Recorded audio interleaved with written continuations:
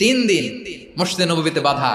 আর সাহাবীদেরকে বললেন তার খোঁজ খবর নিও, তোমরা যে রুটি বানাও এর মধ্যে সবচেয়ে ভালো আটার রুটিটা তারে দিও, সবচেয়ে রিফাইন্ড খেজুর যেটা পিওর খেজুর এটা তারে দিও। আর বিশ্বনবী নিজের উট থেকে দুধ দহন করে ওনার বাড়ির এক কর্মচারীকে বলেছেন দুধ দহন করে সুমামার জন্য নিয়ে যেও। সুবহানাল্লাহ পড়বেন না?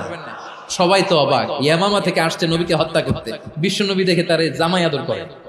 একদিন নয়, 2 দিন নয়, টানা 3 দিন বিশ্বনবী এভাবে সুমামার কাছে যেয়ে ইসলামকে প্রেজেন্ট করতে আরম্ভ করলেন, ইসলামকে উপস্থাপন করতে শুরু করলেন, আর তাকে চমৎকার এন্টারটেইনমেন্ট আপ্যায়ন দিতে আরম্ভ করলেন। টানা 3 দিন যখন ইসলামের দ্য বিউটিজ অফ ইসলাম, ইসলামের সুমহান বাণী সৌন্দর্য তার কাছে উপস্থাপন শেষ, তাকে আপ্যায়ন শেষ, বিশ্বনবী বললেন সাহাবাদেরকে যাও এবার সুমামার হাতের পায়ের রশি দুটো খুলে দাও।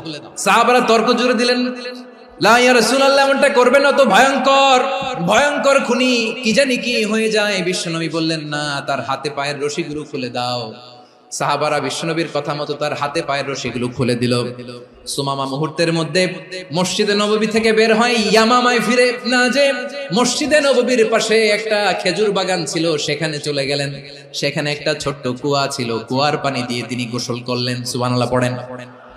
কুয়ার পানি দিয়ে গোসল করে মসজিদে নববীর সামনে এসে বিশ্বনবী এবং সাহাবাদের সামনে দাঁড়িয়ে সাব্বাবা উঁচু করে বললেন, আশহাদু আল্লা ইলাহা ইল্লাল্লাহ ওয়া আশহাদু আন্না মুহাম্মাদান আবদুহু ওয়া রাসূলুহু।